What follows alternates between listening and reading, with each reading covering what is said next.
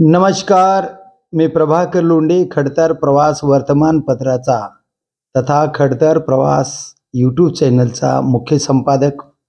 आज आपण धाराशिवमध्ये एका विशेष व्यक्तीकडे आलेलो आहोत. विशेष व्यक्ती का म्हणायचं तर शेतकऱ्यांच्या पोटी जन्म घेतलेलं एखादं तरुण कार्यकर्ता मुंबई, पुणे, नाशिक अशा ठिकाणी रोजगार मिळवण्यासाठी जात असतो. पण ह्या व्यक्तिमत्वाने पाडोळी गावासारख्या एका ग्रामीण भागामध्ये खेड्यामध्ये जन्म घेऊन मी तर गाव सोडणार नाही, पण गाव सोडणाऱ्या तरुणांना सुद्धा मी गाव सोडू देणार नाही आणि माझ्या गावापासून मी सुरुवात करणार असा एक संकल्प बांधला मनामध्ये. आणि 2004ला एक रूपा माता पतसंस्था काढली. पहिली पतसंस्था होती ती. त्याचा मी पहिला सभासद आहे, खातेदार आहे, कर्जदार आहे, म्हणून मला या बँकेची माहिती आहे. पतसंस्था उद्घाटन करत असताना कैलासवासी व्यंकटेश हंबेरे साहेब, संघर्ष पेपरचे संपादक, यांनी उद्घाटन केलं. आणि खरं म्हणलं तर हंबेरे साहेबांचे हे चाहते, एखाद्या वेळेस त्यांना गुरु म्हणलं तरी काही चालतंय अशी पद्धत आहे. आणि गुरुस्थानीच त्यांनी व्यंकटेश हंबेरे साहेबांना धरलेलं होतं आणि म्हणून त्यांच्या हस्ते उद्घाटन झालंय. असे एक नेतृत्व व्यंकटराव गुणसाहेब आपल्या सोबत आहेत. सगळ्या महाराष्ट्रामध्ये धाराशिव जिल्ह्याची परिस्थिती नाजूक आहे, म्हणून आमदार खासदार यांनी उद्योग महाराष्ट्रामध्ये धाराशिवला आणावे असा संकल्प मतदाराचा आहे. पण आमदार नसताना सुद्धा तो संकल्प व्यंकटराव गुणसाहेबांनी पूर्ण केला आहे असं वास्तवचित्र धाराशिव जिल्ह्यामध्ये आहे. आपण त्यांना विचारूया हा संकल्प कसा केला आहे. आणि त्यांना मागील एक 8 ते 10 दिवसापूर्वी 2 पुरस्कार मिळालेत. हे कशामुळे मिळालेत, काय मिळालेत तेही पाहूया. गुणसाहेब, तुम्हाला उद्योग रत्न आणि अनमोल रत्न, अनमोल ज्याचं मोलच होत नाही असं म्हणजे अनमोल, असं एक रत्न, अनमोल रत्न तुम्हाला पुरस्कार मिळाला आहे. काय सांगाल? आणि ते पण महाराष्ट्राच्या प्रदेश अध्यक्षांनी दिलाय, भाजपाच्या बावनकुळे साहेबांनी. काय सांगाल आणि त्यांच्या मनामध्ये काय आलं तुमच्याविषयी? मला जो आता जे 2 पुरस्कार मिळालेत, एक महाराष्ट्र उद्योग रत्न आणि ABP माझाकडून जो मिळाला तो अनमोल रत्न, या दोन्ही पुरस्काराच्या बाबतीत मला विचारलं तर ह्याचं श्रेय खरं तर ते माझं एकट्याचं नसून माझ्या रूपामाता परिवारामध्ये, माझ्या रूपामाता उद्योग समूहामध्ये काम करणारा अगदी शेवटचा माणूस सुद्धा या दोन्ही पुरस्काराचा खऱ्या अर्थाने तो मानकरी आहे. का तर मी एक त्यांचा प्रतिनिधी आहे, पण या उद्योग समूहामध्ये काम करणारे सगळेच कर्मचारी असतील, सगळेच आमचे अधिकारी असतील, माझ्यावर प्रेम करणारी सगळी मंडळी असेल, किंवा या भागातला शेतकरी, सामान्य दूध उत्पादक, आमचा रूपामाता अर्बन, रूपामाता मल्टीस्टेटचा ग्राहक, ज्याने आमच्याकडून आमच्या विश्वासावर अनेकांनी ठेवी ठेवल्या, अनेकांनी विश्वासाने आमच्याकडून कर्ज घेतलं, ती मुदतीत परत केलं, असे अनेक ग्राहक आमच्या हितचिंतक या दोन्ही पुरस्काराचे खऱ्या अर्थाने मानकरी मी मानतो. आणि समाजामध्ये मी ज्यावेळेस माझ्या कुटुंबातील, तसा मी माझे आईवडील दोघे अशिक्षित, ते शाळेत गेलेले नाहीत, पण निश्चितपणानं मी त्यांना अशिक्षित म्हणत नाही. ते त्यांना जरी अक्षर ओळख नसली तरी निश्चितपणानं समाजात जे अभिप्रेत आहे, मुलांना कसं घडवावं, त्यांच्याकडून निश्चितपणानं त्या बाबतीत मी त्यांना शिक्षितच असं समजतो. आणि ज्या आईवडिलांनी मला संस्कार दिले त्या संस्कारातूनच मी, की निवळ मी LLB झाल्यावर माझ्यापुरतं मी जीवन जगलं नाही, तर मी समाजाचं काहीतरी देणं लागतोय याची जाणीव माझ्या मनात सतत होती. आणि त्या जाणीव असल्यामुळं मी समाजाच्या शेवटच्या घटकापर्यंत आपल्या कर्तृत्वाने शेवटचा माणूससुद्धा समाधानी झाला पाहिजे, तो स्वावलंबी झाला पाहिजे. आपण ज्या भागातून मी धाराशिवला आलो, की माझं गाव पाडोळी, तालुका धाराशिव, एका शेतकरी कुटुंबात माझा जन्म झाला. माझं एक भाऊ फक्त ग्रॅज्युएट आहेत, बाकीचे सगळे पहिली दुसरी शिकलेले आहेत. माझं कुटुंब तसं म्हणजे अगदी शेतामध्ये काम करणारे शेतकरी असलेलं कुटुंब. अशा कुटुंबात जन्मून मी LLB झालो, शहरात आलो, धाराशिव ठिकाणी आलो ते 1992-93ला. त्यावेळेस मी माझी स्वतःची उपजीविका भागवण्यासाठी आलो होतो. पण मी वकिली व्यवसायात माझा चांगला जम बसला.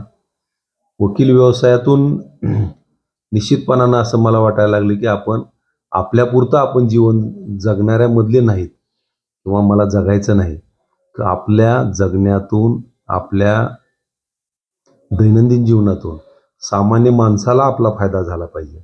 या भागातला, या जिल्ह्यामधला सामान्य माणूस हा स्वावलंबी झाला पाहिजे. आज जे हजारोचे लाखोचे लोंढे आपल्या जिल्ह्यातून पुणे, मुंबई, यवत, भिवंडी, ठाणे या भागात पोट भरण्यासाठी जातात. ते लोंढे कुठं तर थांबवण्यासाठी आपल्याला खारीचा वाटा उचलता येईल का, ही मनात खंत होती. आणि म्हणूनच मी या भागात छोटे मोठे उद्योग उभा करून इथल्या तरुणांना रोजगार कसा तयार होईल. इथला तरुण शिकला, ग्रॅज्युएट झाला, BA झाला, BCom झाला, कॉम्प्युटर झाला, BE झाला, की त्याला रोजगाराची संधी या भागात उपलब्ध नाही. तर या भागात कुठलाही उद्योग शिल्लक नाही. सर मला थोडं थांबवायचं तुम्हाला. महत्वाचा मुद्दा की 2004ला माझ्या अंदाजाप्रमाणे फक्त 1,60,000 रुपये. आता 10-10 लाख रुपयाचे जरी दुकाने टाकले किंवा बँकेला प्रथमच गुंतवणूक म्हणून कोटी रुपये जरी ठेवले गेले, तरी बँकी बंद पडल्या, चेअरमनांनी घोटाळे केले, जेलमध्ये गेले. आणि तुम्ही 1,60,000 रुपयावर 2004ला बँक स्थापन केली. आज ती करोडो रुपयाच्या बँके आहेत. जवळजवळ माझ्या अंदाजाप्रमाणे प्रत्येक तालुक्यात बँके आहेत. तुमचा लातूरमध्ये सुद्धा शिरकाव झालाय असं मला कळतंय.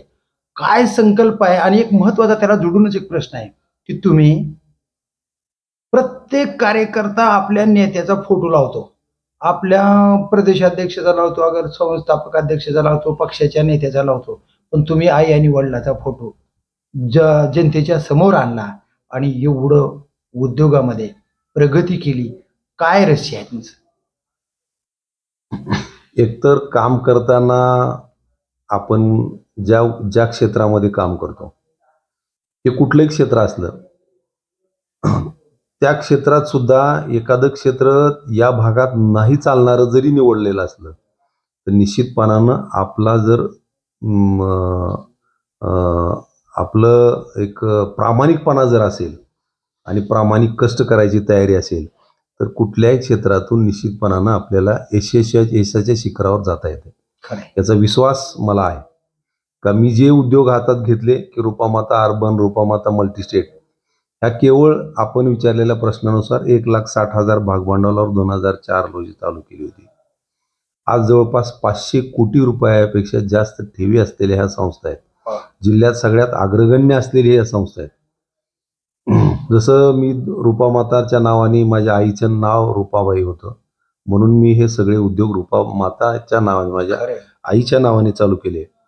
आणि 2004ला हे रूपामाता अर्बन, रूपामाता मल्टीस्टेटची मी स्थापना केली. आज 500 कोटीपेक्षा जास्त ठेवी असलेल्या ह्या संस्था, सतत नफ्यात चालणाऱ्या ह्या संस्था, आणि सहकारात सुद्धा खूप काही चांगलं काम करता येते. याचं एक आदर्श उदाहरण म्हणजे रूपामाता परिवार. अगदी 50 ते 60 कोटी रुपयाचं ॲसेट या रूपामाता समूहाच्या, म्हणजे रूपामाता अर्बन आणि रूपामाता मल्टीस्टेटच्या नुसत्या शाखा आहेत.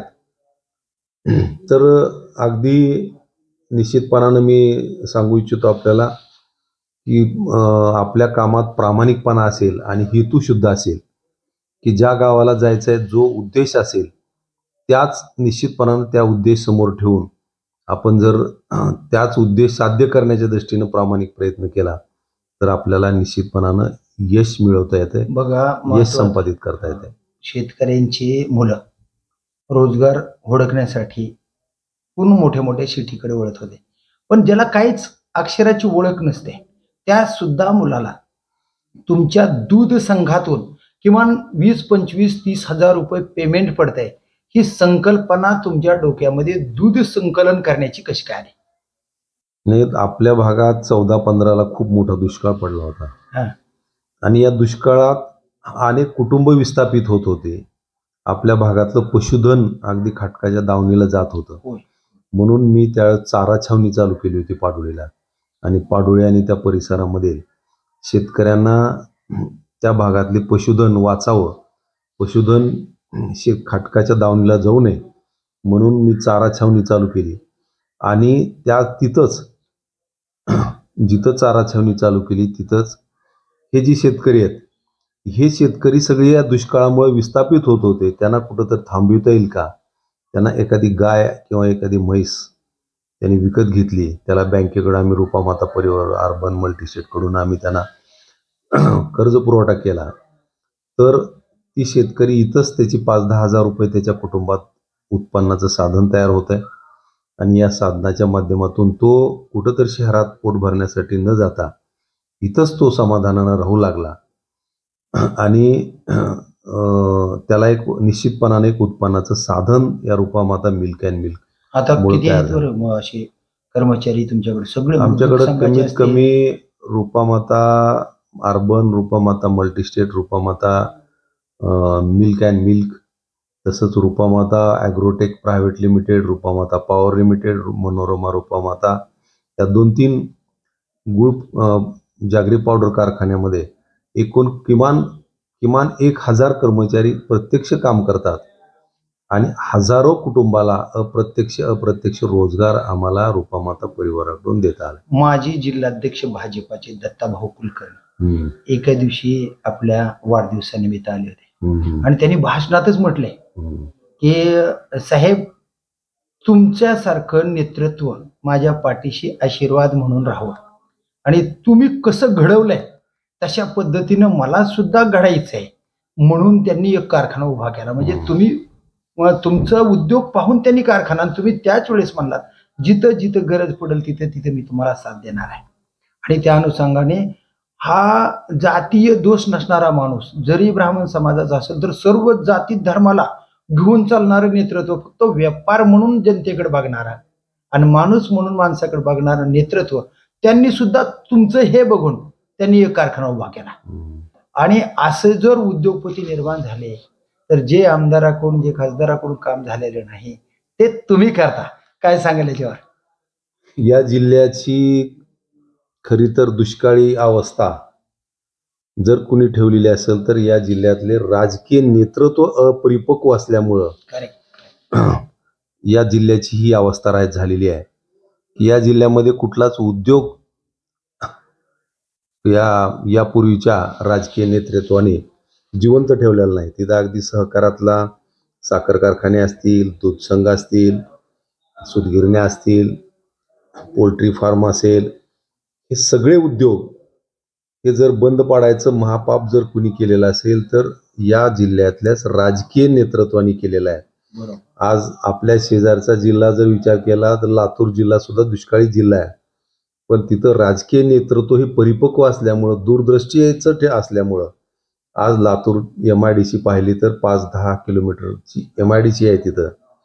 त्या उलट आपल्याकडची MIDC अगदी रिकामी आहे.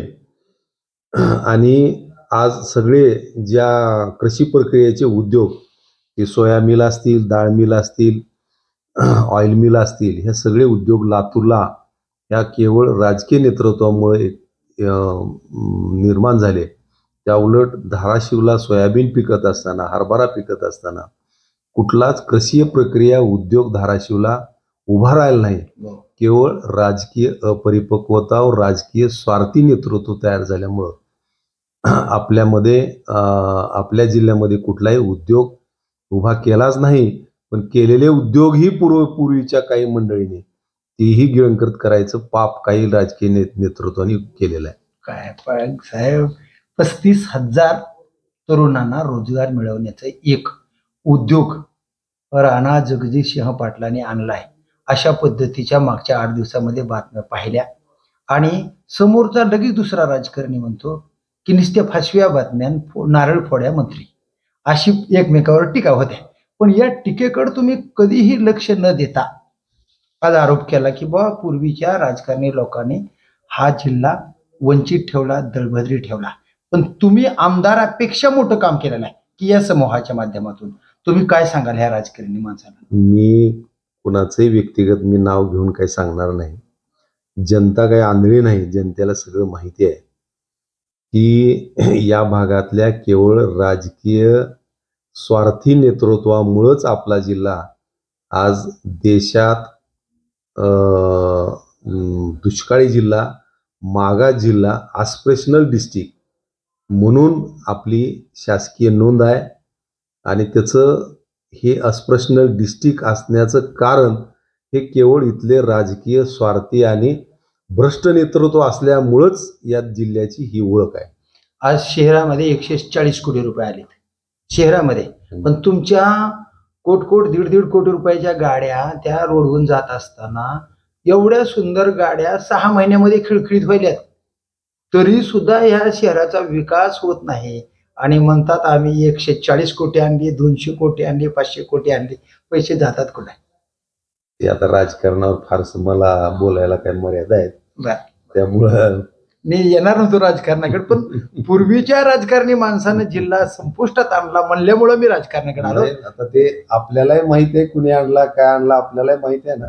बरोबर. माझ्या तोंडून वधून कशाला घेताय? सर, तुम्ही जिल्ह्याच्या बाबतीमध्ये तरुण पोरांना काय संदेश देणार की जी पुणे मुंबई? तरुण पोरांना मी एवढा संदेश देईन की कुठल्याही राजकारणात सक्रिय न होता स्वतःच उपजीविका कशी चांगली प्रकारे भागवता येईल, त्यातूनच खऱ्या अर्थानं आपल्या कुटुंबाचा विकास आहे आणि पर्यायानं देशाचा विकास आहे.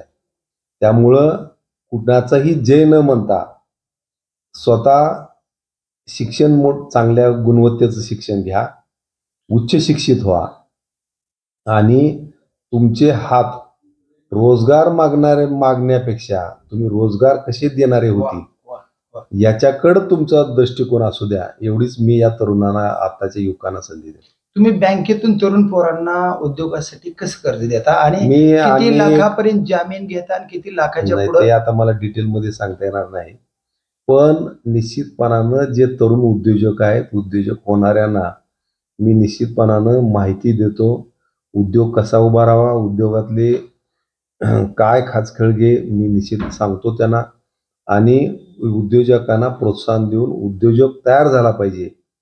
का तर या जिल्ह्यामध्ये छोटे मोठे अनेक उद्योग उभा राहिले पाहिजेत, तरच या अर्थानं या जर झाले छोटे मोठे असे अनेक हजारो उद्योग तयार झाले, उद्योगपती तयार झाले, तर मोठ्या प्रमाणात उद्योग वाढतील आणि या भागातील याच तरुणांना इथल्या रोजगार मिळेल, इथल्या आमच्या शेतकऱ्यांना उद्योग तयार होईल आणि इथला माणूस हा स्वावलंबी बनेल.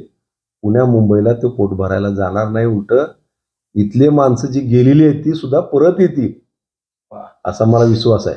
सर, प्रत्येक वर्षी तुम्ही वाढदिवस करता, यावेळेस प्रत्येक चाहता तुमचा यावेळेस अपेक्षित होता आणि त्या वाढदिवसाच्या माध्यमातून माझ्या मते वैयक्तिक की तुम्ही तुमच्या मित्राची नाळ जी आहे ती तुटू देत नाहीत, एकत्रित ठेवण्याचं काम करतात. पण यावेळेस वाढदिवस झाला नाही, सगळे लोक वाट बघून होते. नेमकं काय? असं काहीच नाही की आमच्या कुटुंबात ठरलं की या वर्षीचा वाढदिवस कुठं तर म्हणजे देवदर्शनाला जावं म्हणून आम्ही तिरुपतीच्या दर्शनाला गेलो आणि त्यामुळे इथला वाढदिवसाचा कार्यक्रम काय मी उपस्थित नसल्यामुळे झाला नाही. कार्यकर्ते तुमच्या वाढदिवसाची उत्सुक जी होते त्यांना तुम्ही काय सांगाल किंवा यावेळेस वाढदिवस झाला नाही पण तुम्ही उत्साही होता सगळेजण? असं काय नाही, पण काही तर दरवर्षी कार्यक्रम असतोच आणि मी कुठल्या निमित्तानं माझ्या आईवडिलांची पुण्यतिथी असेल, आईची पुण्यतिथी वेगळी करतो, वडिलांची पुण्यतिथी वेगळी करतो आणि कुठल्या ना कुठल्या निमित्तानं मी परिसरातील गावातल्या मंडळींना मी मला जेवण घालण्यात खूप मला आनंद आहे. बरोबर, जेवण घालण्याचा मी हेतून म्हणजे कुठला ना उद्देश ठेवून मी प्रयत्न करतो निश्चित. तर हे आहेत व्यंकटराव गुंड साहेब, अत्यंत मनातून कार्यकर्ते घडवणे, पोरं घडवणे, तरुण पिढीतले माणसं मुंबई पुण्याला जाऊ नये, आपल्या आईवडिलाची सेवा करावी आणि कुणाचाही जय म्हणत बसू नका. आता आपला जय कुणीतरी म्हणावा अशी ताकद तुमच्याकडे निर्माण करा. औद्योगिक क्षेत्राकडे वळा असा त्यांनी सल्ला दिला आहे. आणि त्यांनी स्पष्ट सांगतात की ज्याचा हेतू साफ त्याला यश आपोआप. म्हणजे उद्योग करीत असताना तुमचा हेतू साफ असला पाहिजे. 160 रुपयाच्या 1,60,000 रुपयाच्या भांडवलावर आज हजारो कोटी रुपये आपल्या या संस्थेकडे लोकांचे डिपॉझिट आहेत. आणि उद्योग एवढा वाढला की ग्रामीण भागातला माणूस पुणे मुंबईला जात नाही. ही पाडोळेकरांची आता समाजामध्ये एक इज्जत समाजामध्ये वाढलेली आहे. आणि व्यंकटराव गुंड साहेबांना एक शेतकऱ्याचा तरुण पोरगा, सर्वसामान्य माणसाच्या पोटाला अन्न देणारा एक नेता म्हणून त्यांच्याकडे पाहतात. तर बघूया आपल्या ग्रामीण भागातले तरुण बँकेकडून कर्ज घेऊन आपला उद्योग कसा मोठा करतील आणि मेहनत कशी करतील ती पाहूया. येणाऱ्या काळातच मी प्रभाकर लोंढे, खडतर प्रवास वर्तमानपत्राचा तथा खडतर प्रवास यूट्यूब चॅनलचा मुख्य संपादक, या चॅनलला सबस्क्राईब करा, शेअर करा, लाईक करा, बेल आयकॉनचं बटन दाबा आणि असेच समाजहिताचे वेगवेगळे व्हिडिओ पाहण्यासाठी खडतर प्रवास यूट्यूब चॅनल सबस्क्राईब करा. जय हिंद, जय महाराष्ट्र. धन्यवाद. धाराशिवकर.